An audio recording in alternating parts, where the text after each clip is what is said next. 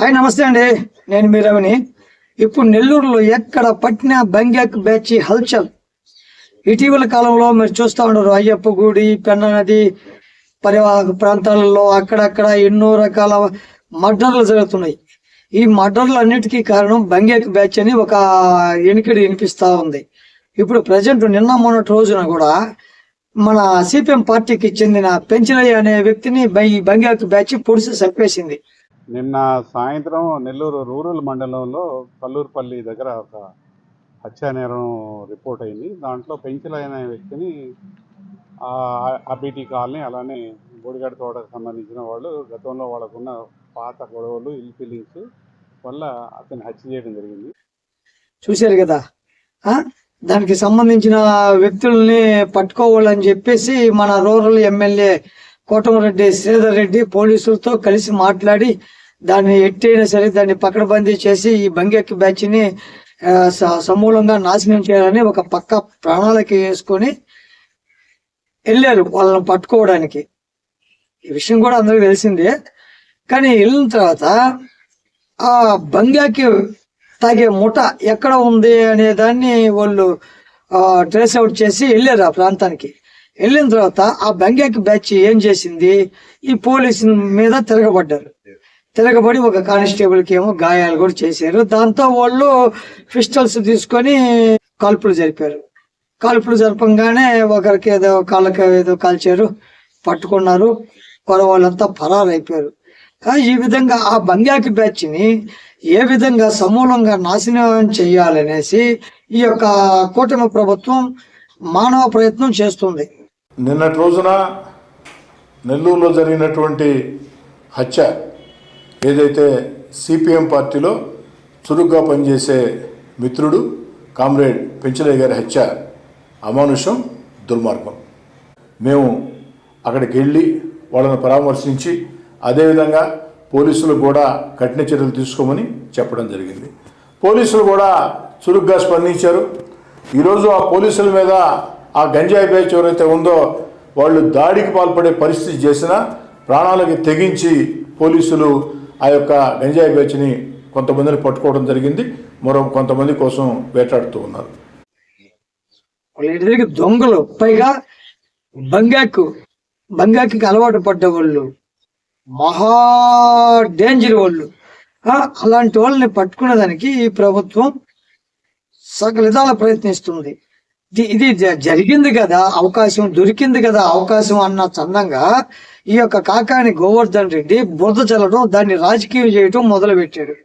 శాంతి భద్రతలు పూర్తిగా అదుపు తప్పాయని చెప్పడానికి నిన్న జరిగినటువంటి పెంచలయ్య హత్య ఒక నిదర్శనం.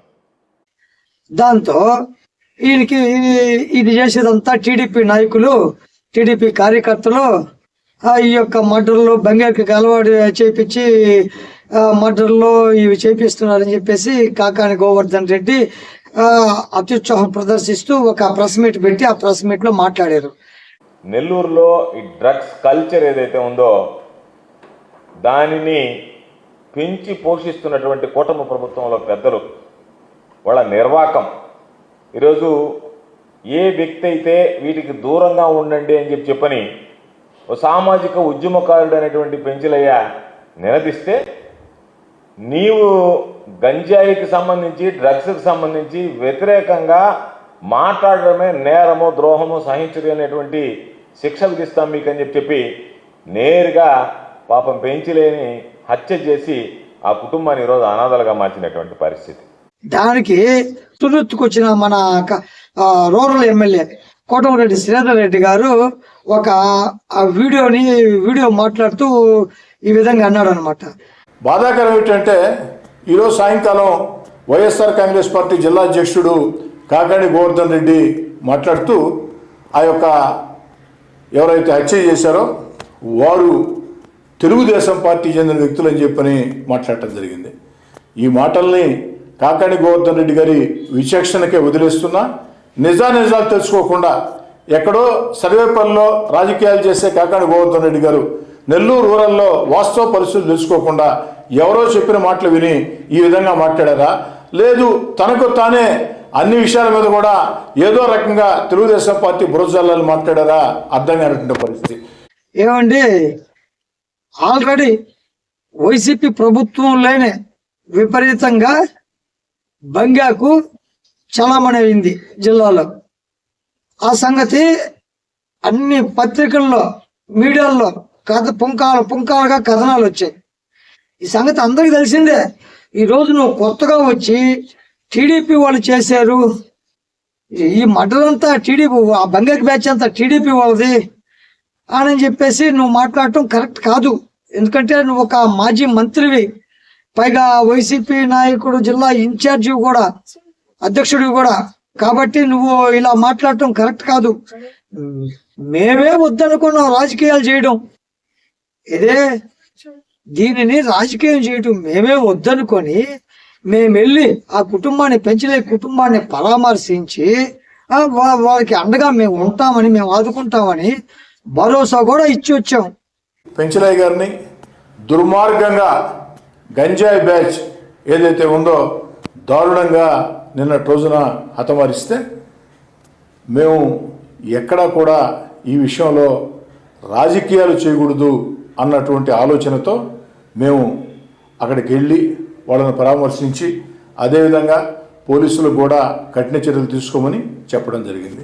నేను శ్రీధర్ రెడ్డి, గిరిధర్ రెడ్డి ఇద్దరు వెళ్ళి పరామర్శించారు అని చెప్పేసి ఆయన చెప్పుకొచ్చాడు అనమాట. అయితే ఏం చెప్తున్నాడు, నిన్న అరవ శ్రీనివాసులు, శాంతి, మొన్నటి రోజున శాంతి, ఈ యొక్క సిపిఎం నాయకులు పెంచలయ్య, వీళ్ళందరూ కలిసి ఈ బంగాకి బ్యాచ్ని ఎలా అరికట్టాలా, ప్రజలు ఈ బంగాకి మత్తు నుంచి ఎలా బయటపడాలా, అసలు బంగాకి వల్ల నష్టాలు ఏంటి అనే దాని మీద అవగాహన సమావేశం, పోలీసులతో కలిసి అవగాహన సమావేశం నిర్వహించారు. అది నిర్వహించిన వెంటనే ఈ యొక్క హత్యకు పాల్పడ్డాడు, హత్యకు గురయ్యాడు ఈ పెంచలయ్య. ఎస్పీ గారు ప్రతి వారం ఆదివారం రౌడీ షీటర్స్ మీద ప్రత్యేక దృష్టి పెట్టి నెల్లూరు జిల్లాలో జరిగే అసాంఘిక శక్తులు కావచ్చు, రౌడీ ఎలిమెంట్స్ కావచ్చు, వాళ్ళని కంట్రోల్లో పెట్టడానికి గతంలో కాకుండా ప్రత్యేకంగా ఇప్పుడు చర్యలు చేపట్టారు. ప్రతి వారం ఆదివారం కౌన్సిలింగ్ చేస్తూ ఉన్నాము, నేరాలకు పాల్పడొద్దని చెప్పి. అయినా కూడా కొంతమంది వాళ్ళ పాత బుద్ధి పోల్చుకోకుండా కొంతమంది క్రైమ్లో ఇన్వాల్వ్ అవుతూ ఉన్నారు.